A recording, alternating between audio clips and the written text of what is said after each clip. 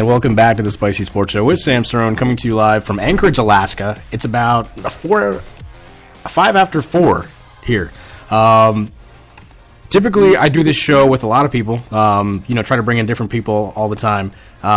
This time, I'm throwing it back a little bit. I got an old pal from high school, Andrew Hammond, a guy who I know knows a lot about sports and is really is passionate about it, always is a knowledgeable guy. So decided to bring him on. Andrew, say hi to the pretty people. Hey, you pretty people. There we go. So a lot to talk about. Clearly, I haven't done one in a while since the bachelor party, since at the Tom Crane's bachelor party about a week and a half ago, which was insane. It had the most views of any podcast I've ever done, which is great. So hopefully we'll see if we can top this one, that last one. So a lot on the plate for this week. You have Cavaliers-Warriors Game 5 last night. Impressive win by the Cavs, 112-97. We're going to go into that. USA Soccer, of course, going into the quarterfinals of the Copa America, which is great. As well, some NFL news. Andrew's a big NFL guy. I don't really follow the NFL as much in the offseason as Andrew does, so that's going to be something that he's going to talk about in a lot of the stories there. Final topic. It's topics that sometimes the harder ones are the ones that create the most discussion, which is a good thing. I think sometimes these topics aren't the best at first, but it does create a conversation and just allows for deeper conversation, which is sometimes a good thing. So, of course, we're going to talk about Stanford and Baylor, two universities that have really been under the microscope the last couple months due to some scandals in athletics, and really how honestly today's social issues are starting to take a little bit more precedent than winning games or winning matches. So, without further ado, let's get right into it. Game 5 NBA Finals last night, 112-97. Cleveland defeats Golden State. No Draymond Green last night. Draymond Green was at the Oakland Athletics game, so right next door. But you watch the game, LeBron James and Kyrie Irving go for a combined 82 points. Very impressive. LeBron James hasn't played overall well in terms of points in the series. He's always been the distributor and the rebounder that he always has been when in big games. But scoring-wise, the last couple games, a little bit I would say not as efficient as he normally is. Kyrie Irving went off, and LeBron goes off. And without Andrew Bogut, who got injured, we'll see his status for Game 6. Cleveland was as impressive as I've seen, as I think they played the most complete game this postseason, given the fact that, yes, they went 10-0 to start the playoffs, had a hiccup with the Raptors, but this is good. This is a series again. Andrew, what are your thoughts? What you saw in Game 5, and what do you think the chances are for Golden State coming in, trying to close it out in Cleveland on Thursday? Well, the first thing I saw was, obviously we knew that Draymond Green being absent, being suspended, was going to be a big issue. I was looking online, and apparently he leads Golden State in the playoffs in rebounds, assists, steals, and blocks. I don't know many people who lead in 4 categories, with Steph Curry leading in points. So we knew that he would be missed. And one of the things that may have happened was other people trying to do too much. We had Steph Curry probably doing a bit too much. He was 8 for 21, 38%. This is not his worst that he's played this season, but he's only been over 50% once in this series. That was in Game 2. And then you have Harrison Barnes, who essentially took Draymond Green's role. They needed a somewhat small big man to run with their small man lineup, and Harrison Barnes had his second worst shooting percentage this season, regular season and postseason. He was 2 for 14%. The only other time he was worse was against Houston in the playoffs, where he was 10%, 1 for 10.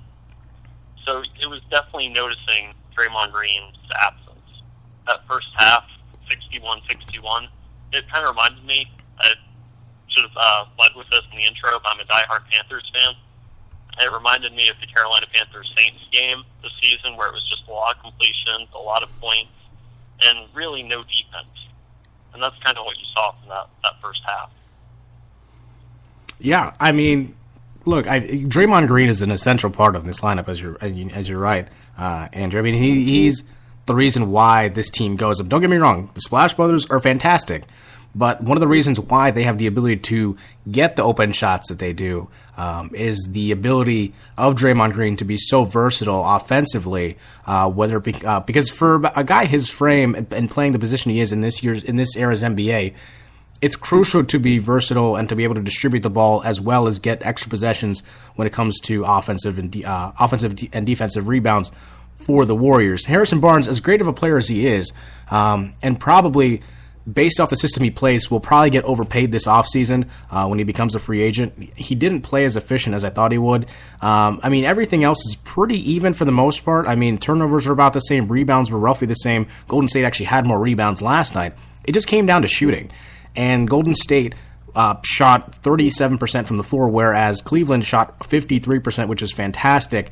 And particularly in the three-point department, was something that has been an issue for Cleveland thus far, shooting a little bit under 42%. Kevin Love really wasn't that effective last night. It was just not his performance. Only 2 points, if I'm not mistaken, last night.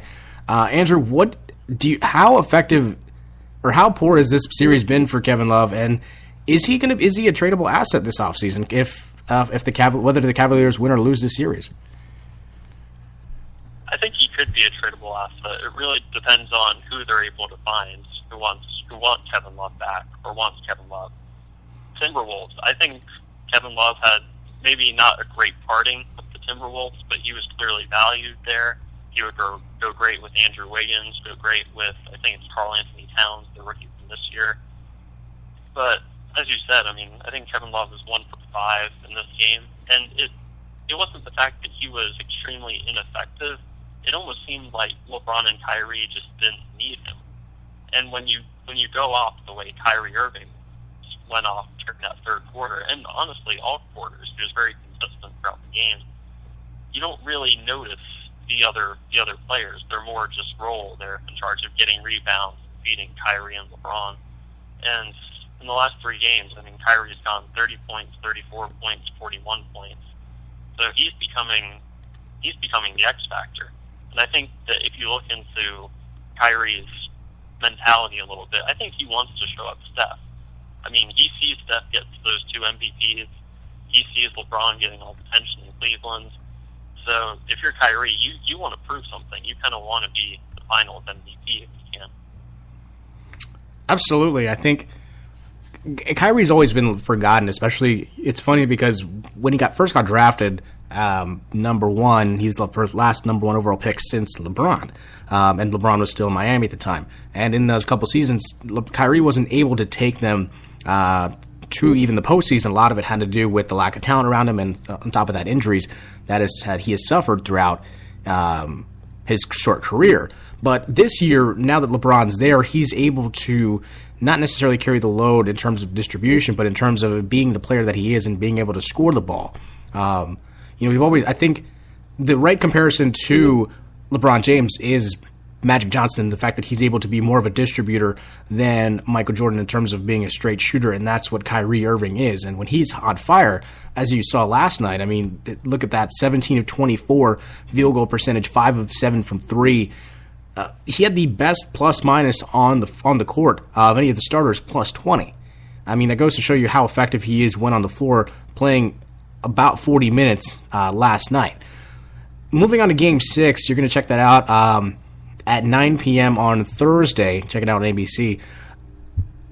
With Draymond, but with probably about Bogut maybe being 60-70%, probably not going to play as of now. We're not sure, but it doesn't seem likely that he'll play. What are the chances that it goes to Game 7, Andrew? I think there's a real chance it goes to Game 7. I mean, as we see, Kyrie is just getting better and better. LeBron had his best game of the season, I think, or his highest scoring game of the season. And Steph did not shoot the ball very well. Klay Thompson had an amazing first half, 26 points in the first half. You would love for him to repeat that. But with Draymond back, you hope that Draymond will be able to pick up the slack a bit. But I think the Cavs should be favored in this game. I know it's in Cleveland, and I think the Warriors won one of the two games in Cleveland earlier. But I think given how Cleveland won that game and finished that game, more importantly, I think Cleveland should be favored, and I think it's a really good chance it goes to Game 7. Yeah, I mean, I completely agree with you. It doesn't seem.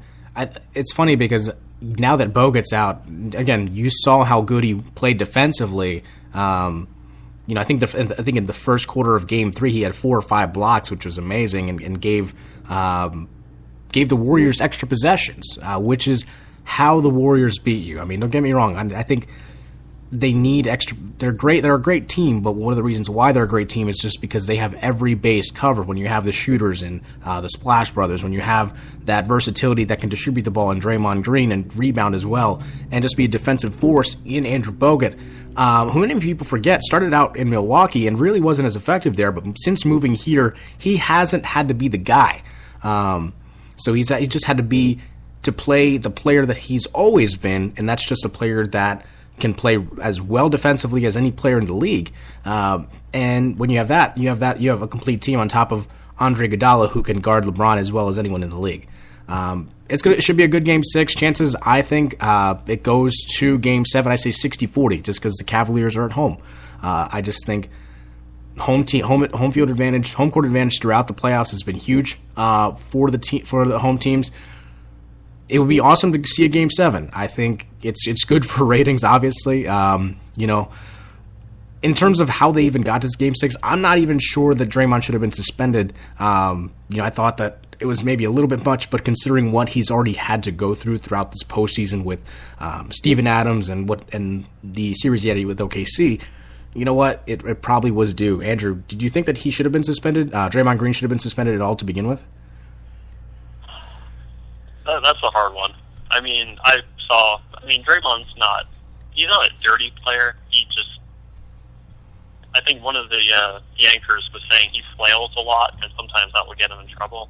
And I think that if you're the refs, I think you were a little bit pressured to suspend him, just because you keep getting the fouls on Draymond throughout all of these series.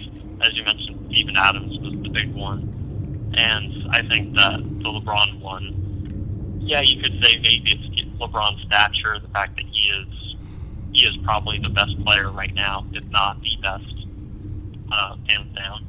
So, I think the refs, I don't know if they made the right call, but I think they made the call that would be the most popular with other refs, with Adam Stern and the rest of the NBA Association. Okay.